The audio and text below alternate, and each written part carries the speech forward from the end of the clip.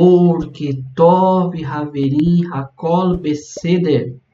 Chegamos aqui no final do livro de Deuteronômio, no Sefer HaDevarim, tá? Finalmente vamos concluir a nossa leitura de um ano das porções, né, da Torá, justamente com a Parashá de Vezot e Haberabá. Essa é a bênção, tá? E ela que tem um final épico, tá? Para quem já conhece, né? Quem tem a sua Bíblia em casa, quem já leu, conhece bem como termina a história aqui com Moisés e o povo judeu. Sem mais delongas, vamos deixar para o final para falarmos um pouquinho mais sobre isso. Vamos aqui terminar a nossa porção. Perek 34, capítulo 34, Pasuk 1, tá? Versículo 1 do livro de Deuteronômio diz assim: Veia al Moshe meavot Moav, e subiu Moisés às planícies de Moav. El Har Nevo, né? Ao monte Nevo, né?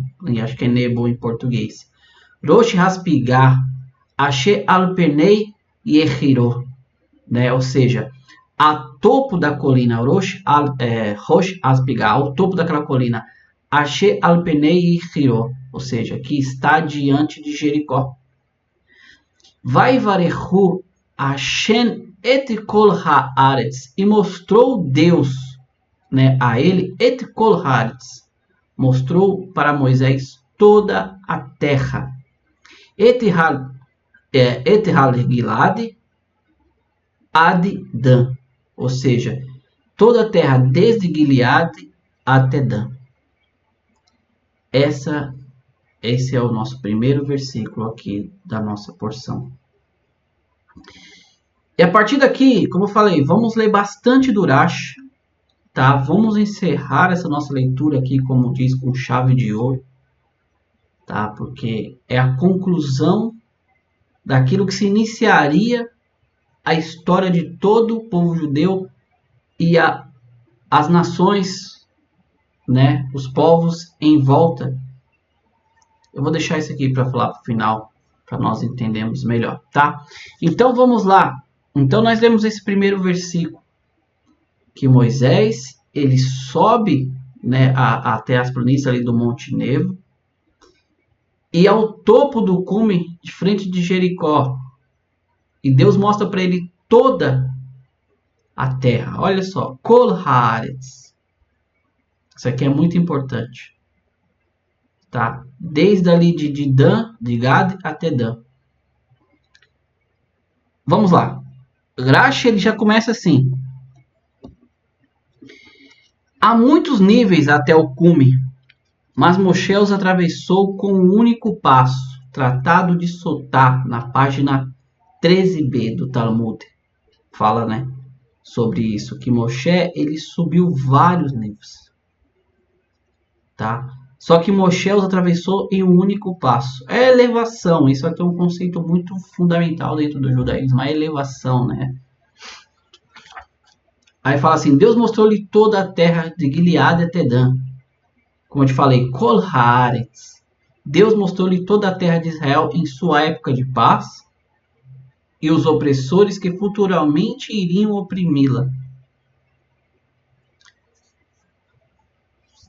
Meus queridos, entendemos bem, como eu já vi falando aqui no hebraico, toda a palavra ela tem um significado muito profundo. Quando diz ali que Deus, né, mostrou para Moshe, né, toda a terra, desde Gileade até Dan, no profundo aqui, Deus mostrou todo o futuro do povo judeu dentro daquela terra. Como Urash comenta aqui, mostrou o tempo de paz e os tempos que eles seriam oprimidos. Até Dan, ele mostrou-lhe os filhos de Dan praticando a idolatria, como a Torá diz: e os filhos de Dan criaram para si uma imagem de escultura, tá? Como está lá no Juízes, no capítulo 18, versículo 30. Só você conferir aí. Ele mostrou-lhe Shishon, né? Que Shishon, Sansão em português, tá? que sairia de Dan e seria um salvador de Israel. Quem não conhece a história de Sansão, né? Sansão e Dalila. Então, Sansão ele vem da tribo de Dan.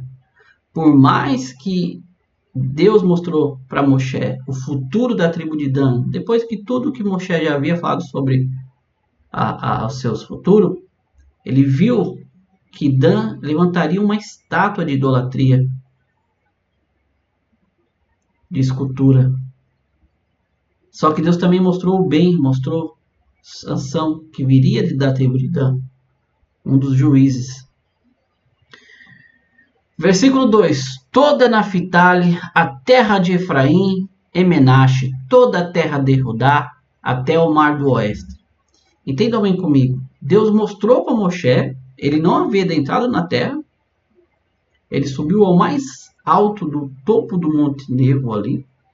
Deus mostrou cada localização onde ficaria cada tribo. Aí você imagina como é difícil subir um alto e você ver toda a geografia de uma terra e você saber onde vai ficar cada parte de uma tribo. Olha só, Deus não só mostrou isso para Moisés fisicamente, como mostrou para ele também todo o futuro do povo judeu dentro da terra de Canaã, né, da terra de Israel, como futuramente fora de lá, como hoje na diáspora, tá? E toda Naphtali fala assim, ó: mostrou-lhe a sua terra em paz, e em sua destruição ele mostrou a Moshe Débora e a Baraque de Kadesh Naphtali, travando guerra contra Sisra e seus exércitos. Quem não conhece a história de Débora, né, de Baraque, né, que também descende ali de toda Naphtali, tá, que lutaram também justamente com os povos ali, tá? A terra de Efraim e Menache. Mostrou-lhe a sua terra em paz e sua destruição. Mostrou-lhe Yehoshua, que era descendente de Efraim, como nós já falamos, travando uma guerra contra os reis de Canaã, os 31 reis. E Gideão, né, Gideão, que era descendente de Manassés, travando uma guerra contra os midianitas e os amalequitas, como nós também conhecemos lá do livro de Juízes. Tá? Gideão foi um bravo guerreiro também que veio da tribo de Menache, tá? Menassés. Toda a terra de Judá em paz e em sua destruição, e mostrou-lhe o reino da casa de Davi e suas vitórias. Então nós vemos aqui que Deus, quando mostrou para ele todas as partes das terras onde herdariam cada tribo, Deus mostrou para ele o tempo da paz e mostrou o tempo da aflição que eles seriam afligidos, mas também mostrou-lhe sempre o lado bom. E agora que de Judá, Deus mostrou a David, Melech Davi, o rei Davi, e o que Davi seria, né, um grande justo, um grande sadik na presença de Hashem, tá? E diz assim: até o mar oeste. Em hebraico, Ad Haim, olha só que interessante. Em hebraico, né, fala assim: Ad Haim Haharon, a terra no oeste em paz em sua destruição. Trata-se do mar Mediterrâneo e do flanco ocidental da terra de Israel. Uma outra explicação: não leia o versículo como dizendo Haim Haharon, e sim como se ele tivesse dito Hayom Aharon. Você troca aqui Haim Aharon. Por quê? Porque aí ficaria assim: até o último dia. Isso significa que Deus mostrou-lhe todos os eventos que aconteceriam ao povo de Israel até o último dia, ou seja, até a época da ressurreição dos mortos. É o que eu estou falando aqui, meus amigos. Dentro do hebraico isso é muito profundo. Então, o que Deus mostrou para Moshe foi toda a história do povo judeu até os últimos dias, até o dia que chegar a ressurreição, a vinda de Mashiach. Tá? Versículo 3: o Negev é a planície, o vale de Jericó, e a cidade de Tamareira até Tzor. A terra do sul de Israel. Outra explicação: a caverna de Macpelá, onde estão enterrados, né, Adão e Havá, Adão e Eva, Sara e Abraham. né, todos os patriarcas ali, que era a terra de Hebron, que é ao sul de Israel. Como a Torá diz, e subiram pelo sul, Benegev, e chegaram a Hebron, tá? E a planície mostrou-lhe Shilomon montando os utensílios do templo sagrado, como declarado, na planície da Jordânia, o rei moldou em argila grossa, ou seja, ele mostrou até as planícies, ou seja, onde Salomão começou ali, modulando os utensílios do templo sagrado, tá? Como Salomão ergueu o templo ali para Deus. Versículo 4 diz assim: e Deus disse a ele: esta é a terra que eu jurei a Abraão, a Isaac e Jacob, dizendo: eu as darei aos seus descendentes. Eu deixei você vê-la com os seus olhos, mas você não passará até lá. Para que você possa ir dizer a Abraão, a Isaac e a Jacob. Comentário de Irache aqui, tá? Que o juramento que Deus fez a vocês, ele cumpriu. Ou seja, Deus permitiu que Moshe visse a terra que ele jurou aos patriarcas, para que ele pudesse, como fala a Torá, né, toda vez que um justo ele morre, fala assim: você vai ser enterrado e você vai ser o quê? Se unir ao teu povo. Então Moshe, ali ao ser sepultado por Deus, nós vamos já ler, ele foi até Abraão, Isaac e Jacob, no Ganed, no outro mundo, e falou para eles: Deus cumpriu a tua promessa. Tá? É isso que o Irache está falando aqui. Isto é o que significa a palavra dizendo. Por essa razão, Deus disse a Moshe: eu deixei você vê-la. Por isso que eu deixei você vê-la. No entanto, é um decreto perante mim que você não passará até lá. Porque se não fosse por isso, eu o manteria vivo até que você os visse estabelecidos nela, e só então você contaria para os patriarcas. Tá? Isso aqui está no Tratado do Talmud de Berahot, na página 10, na página 18b. Tá? Desculpa, se quiser conferir lá. Então, Deus mostrou para Moshe a terra para ele poder falar para Abraão, Isaac e Jacob que Deus havia cumprido a sua promessa. Se não fosse isso, Deus haveria permitido que ele adentrasse a terra. O versículo 5 diz assim: e morreu ali Moshe, o servo de Deus, na terra de Moabe, pela boca de Deus, tá? Moabe, ou seja, Al-Pi Hashem, pela boca de Deus, Al-Pi Hashem.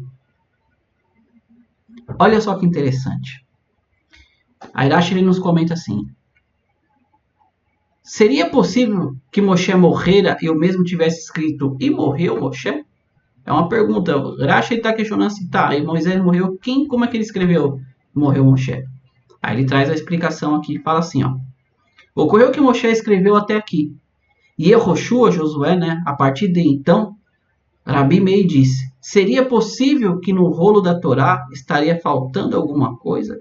Ou seja, é dito que Moisés ele escreveu até ali e morreu, e Josué, né, e Yehoshua continuou a escrever. Aí Rabi Meir, tá, que isso aqui está lá no Tratado do Talmud de Baba Batra, tá na 15b. Rabi Meir fala assim: seria possível que no rolo da Torá estaria faltando alguma coisa? E a Torá diz: pegue este rolo de Torá, tá? Olha só que interessante, porque lá no capítulo Deuteronômio, no capítulo 31, 26, Moisés havia dado o rolo que escrevera aos levitas, assim como seria possível que, referindo-se, né, ao rolo da Torá, houvesse permanecido incompleto. Então, toda essa questão aqui que é discutida no Talmud, fala que o Rabi Meir fala: não é possível que a Torá tenha sido entregue completa, porque lá atrás, quando Moisés, diz o texto, né, de Deuteronômio 31, 26, que Moisés concluiu o rolo da Torá e entregou aos levitas. Então, seria possível que Moshe teria, né, encerrado o rolo da Torá incompleto? Tá? Em vez disso, devemos dizer que Deus ditou estes versículos finais e Moisés escreveu-os com lágrima. Tá? Ou seja, a interpretação aqui de Rashi, o Talmud fala que, na verdade, Deus falou para Moisés escrever tudo que seria escrito até o final aqui, só que Moisés escreveu com lágrimas, porque ele viu que ele iria morrer, tá? E ele selaria esse rolo de Torá para entregar para os levitas. Aí diz assim, né? Alpi Hashem, ou seja, pela boca de Deus que Moisés morreu. Ou seja, foi através de um beijo. Tá? Nós já falamos sobre isso, sobre Aharon. Então foi através de um beijo aqui que Deus levou Moshe. Versículo 6. E o enterrou no vale na terra de Moabe, em frente a Bet-peor. Nenhum homem sabe o local em que ele foi enterrado até hoje. É interessante, né, nós analisarmos esse versículo 6 aqui, que fala que o enterrou, Deus, quem enterrou? Deus o enterrou, no vale na terra de Moabe, no vale, em frente a Bet-peor. Nenhum homem sabe o local em que ele foi enterrado até hoje. Bet-peor, já vamos ler aqui no comentário de Irache para você ver, se você está nos acompanhando e pegou bem essa referência, Bet-peor não seria um ídolo Baal-peor? Vamos entender aqui. Fala assim, né, o enterrou, ou seja, Rashi comentando, Deus mesmo enterrou. Rabi Ishmael, no entanto, diz que eu enterrou significa que Moshe enterrou a si mesmo, né, porque esta partícula et, né, que é o nosso advérbio aqui, que nos liga, né, a sujeito ao objeto, no caso aqui, isso aqui em português, tá? É uma das 3 ocorrências da palavra et na Torá que Rabi Ishmael interpreta dessa maneira, isto é, onde a partícula et é entendida como reflexiva, significando em si ou a si e assim por diante. Nós já tratamos sobre isso aqui no assunto, né, que nós já comentamos que, na verdade, várias passagens quando aparece, aqui é o et, lá era o en, né? Então, o Rabi Ishmael fala que, na verdade, quando se usa esse et aqui em algumas passagens, quer dizer que a si próprio, né? Então, ele interpreta como se Moshe tivesse enterrado a si mesmo, tá bom? Assim como no dia em que forem completados os dias de sua promessa, né, do voto de Nazireu, ele trará, aí ele usa aqui, né, justamente o hebraico, ele trará oto, né, ou seja, a si mesmo, tá, conforme está lá no número 6:13. E também eles farão carregar otam, tá, o pecado da culpa deles, como está lá em Levítico 22:16, ou seja, Rabi Ishmael está usando as outras passagens da Torá aqui, que a palavra et, só que está usando aqui no o plural, né, otam, né? Ou seja, se referindo à própria pessoa. Então ele está pegando base na própria Torá para confirmar o que ele está dizendo, que justamente Moshe havia se enterrado a si mesmo, tá? Então, eles também correrão o pelo pecado e culpa deles, e será outros que os carregarão? Não, eles carregarão a si mesmo. Então ele traz aqui várias passagens para comprovar que a pequena palavrinha eta ali está dizendo que Moshe enterrou a si mesmo, bom? Aí que eu falei aqui, está escrito assim, em frente a Bet-peor, né, a casa de Peor, um ídolo.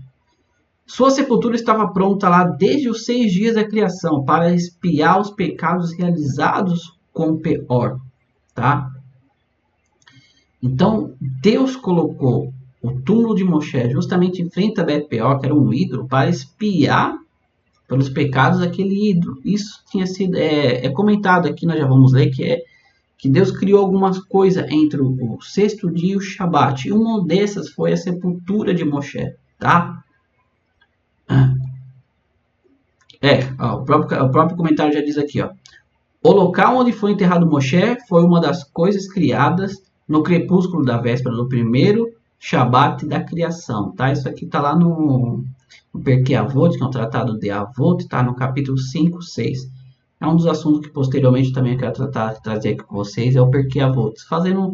Trazer o Perkei Avot capítulo por capítulo para vocês entenderem como funciona a sabedoria dos sábios da Torá.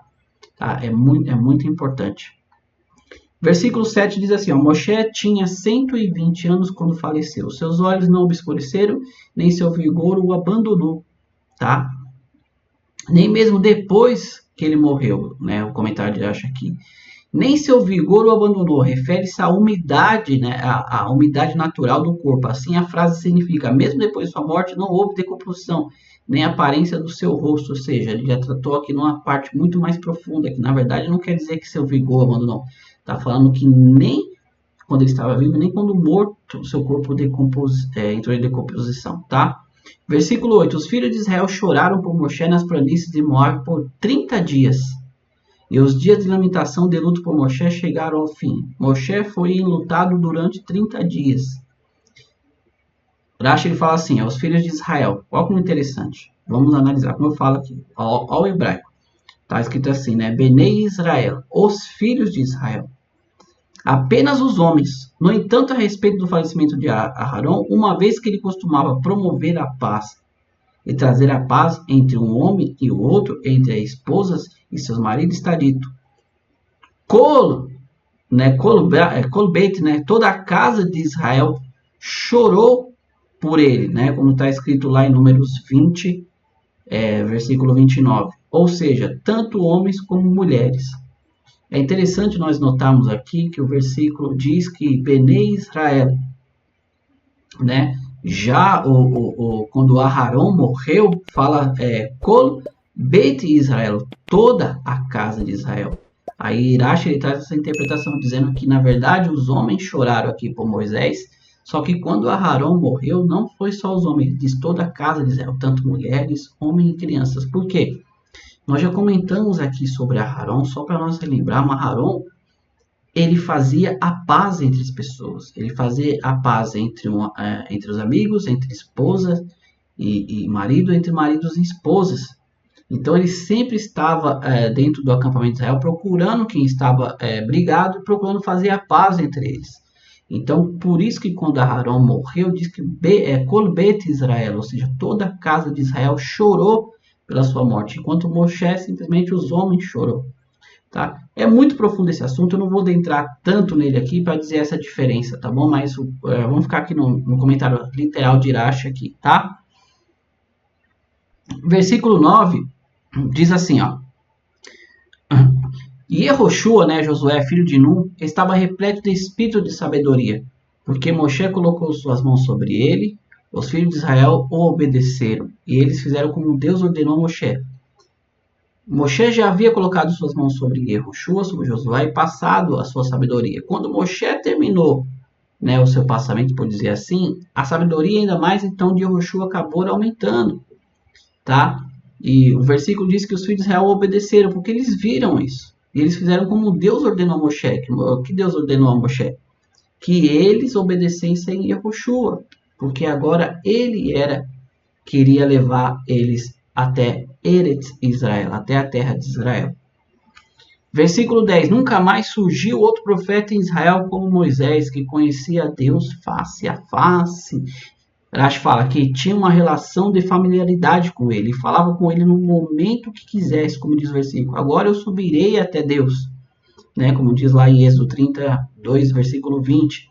Esperem, ouvirei o que Deus instruirá em relação a vocês, como diz lá também no capítulo 9, versículo 8 de Número. Então, Rashi ele traz aqui justamente esse nível de intimidade que Moisés tinha. Por isso a Torá fala que não houve nenhum profeta como Moshe, porque Moisés ele falava com Deus diretamente.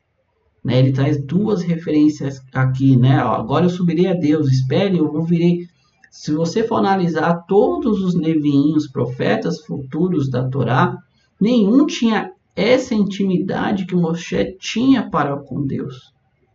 Né? Muitas das vezes Deus se revelava num sonho por um profeta, mostrava para ele uma visão, mas Moisés não tinha visão. Moisés falava com Deus face a face, tá? Versículo 11 diz assim: conforme manifestado por todos os sinais e milagres que Deus o enviou para realizar na terra do Egito, para o faraó e todos os seus servos, e toda a sua terra. Tá? Então, continuando, ele fala da intimidade de Deus com Moshe, e fala que Moshe tinha intimidade, Deus entregou para ele todos os sinais e as maravilhas que Moshe poderia fazer, o que ele fez desde a terra do Egito até, né, o caminho que eles fizeram no exército. Versículo 12 diz assim, ó, e por toda a mão forte e todo o grande temor que Moshe realizou diante dos olhos de Israel. Esse é o nosso último versículo, tá? Amigos, é aqui que eu queria terminar com vocês, tá? Esse passo que ele é muito importante, né? Porque o Lehou Ha'ad, por toda a mão forte, né? O Lehou Ha'ad, Hahazak, toda a mão forte. E todo o grande temor que Moshe realizou diante dos olhos, né? Moshe le enei kol Israel, diante de todos os olhos de Israel. Eu vou ler esse comentário de Irache aqui para nós entendermos a profundidade do final da Torá, tá?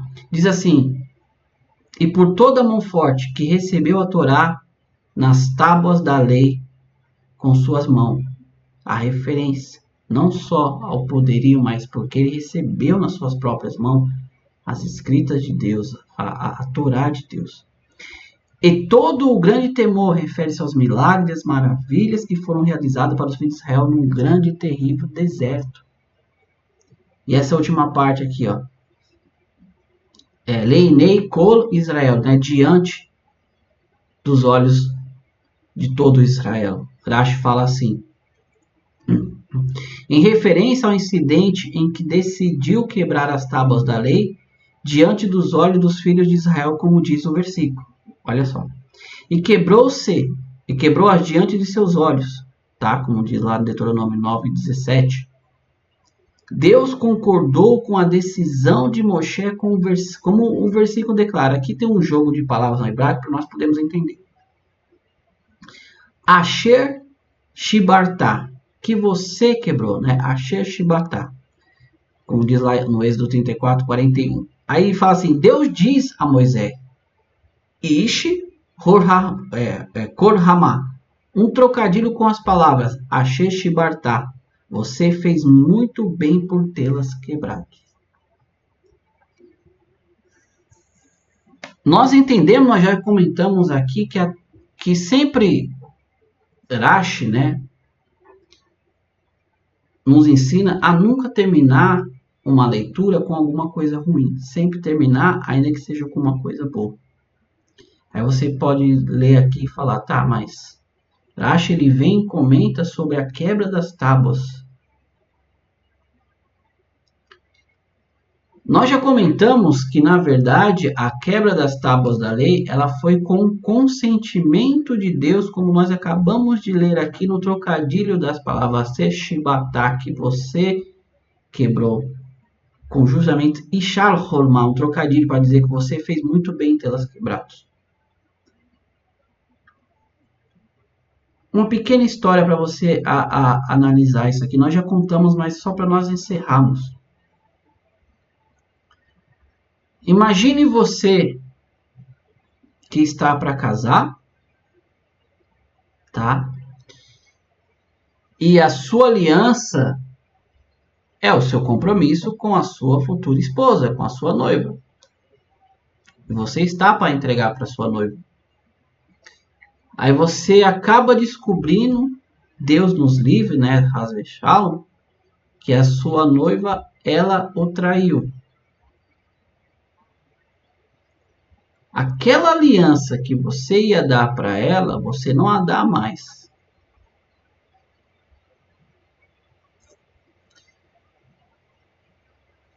Os nossos sábios, então, aqui falam assim: há-se um tempo, espera-se, averigua, vê se ainda há uma possibilidade. Por quê? Por que eu estou falando isso?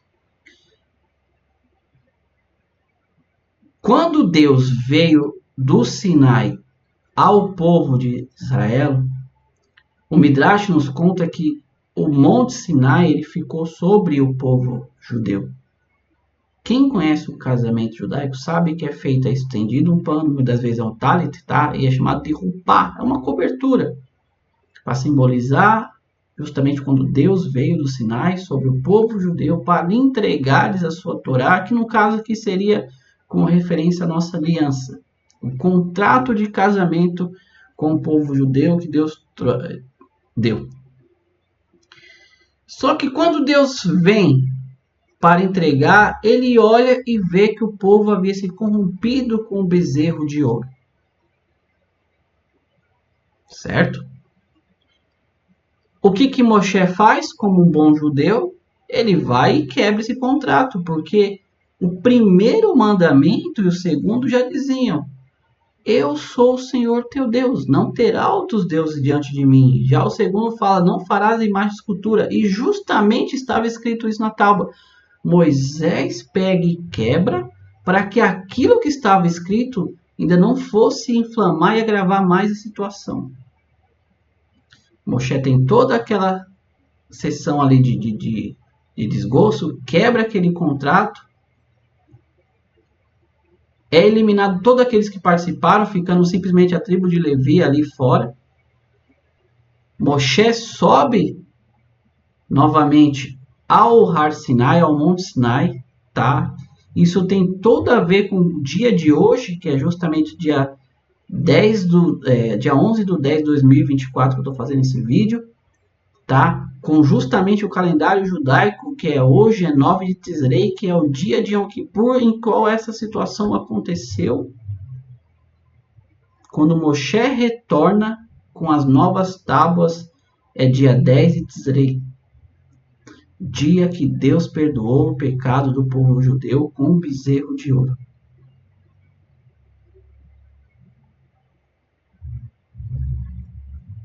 Eu falo, meus amigos, eu tenho que trazer aqui, não tem como eu sempre falo, são 20 anos de história de judaísmo.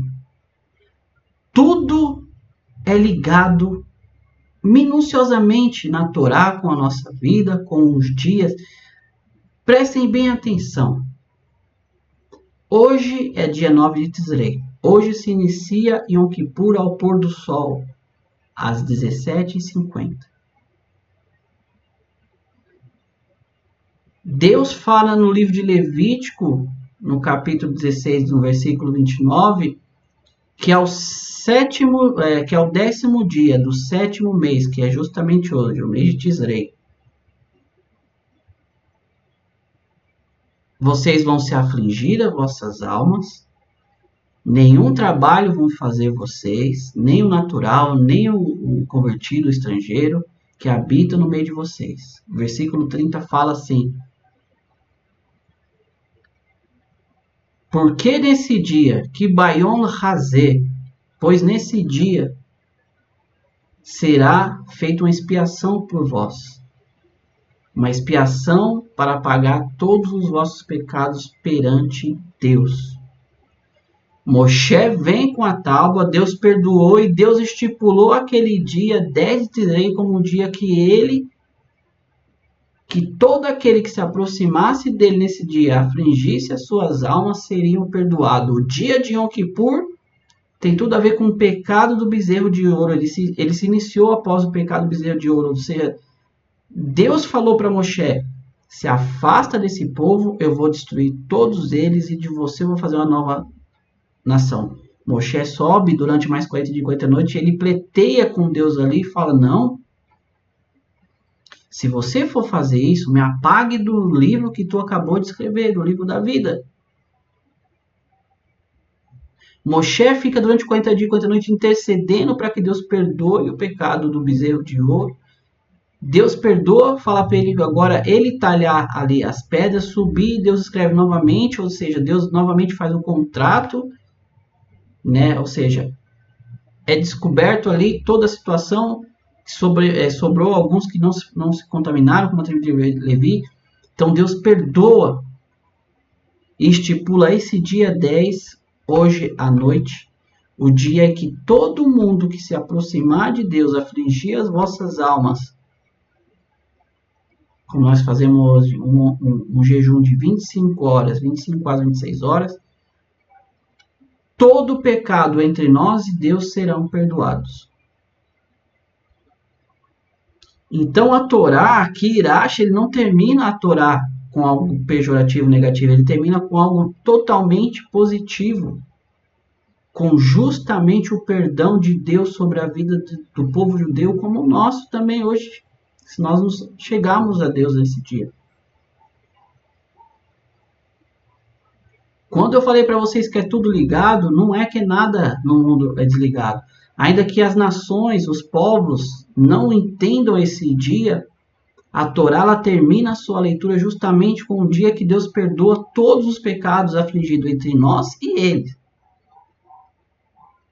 Então, a última referência aqui de Deus na Torá que fala, realizou diante dos olhos de todo Israel, justamente a questão das tábuas, Moshe intercedeu pelo povo. Moshe quebrou aquilo que seria contra o povo de Israel e intercedeu novamente por eles. E Deus lhes perdoou e estipulou esse dia como um dia universal e perpétuo de perdão para todos aqueles que se aproximarem dele.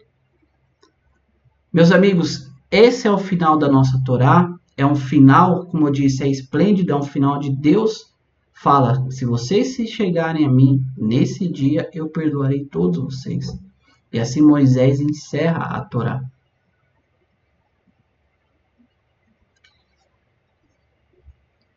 Que todos nós, hoje, nesse dia, venhamos alcançar o perdão de Deus pelas nossas falhas com Deus. Se você tem falhas com alguém, deixou em falta com alguém, se conserte com essa pessoa e Yom Kippur ele não perdoa seu pecado entre você e o seu semelhante. Tá? Então corrija. Amigos, muito obrigado vocês que nos acompanhou até esse último passuque, o passuque 12 do capítulo 34 do livro de Deuteronômio, o último versículo da leitura da Torá de um ano. Tá? Você que é novo, que chegou aqui, tem toda uma playlist aí para você acompanhar.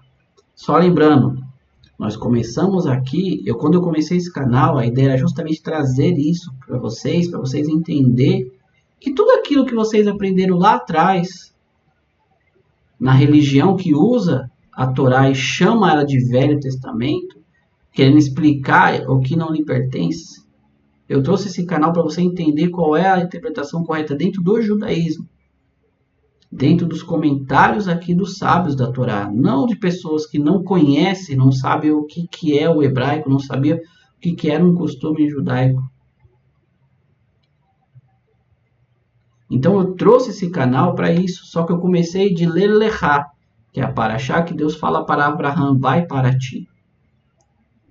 Faltando a paraxá de Gênesis, né? Que é a Bereshit, e Noa, que é a paraxá de Noé. Como vai se começar um novo ciclo, eu vou fechar toda a Torá com essas duas novas paraxá que eu deixei, tá? Nós vamos ter aqui uma playlist com toda a Torá, de Gênesis a Deuteronômio até o último versículo.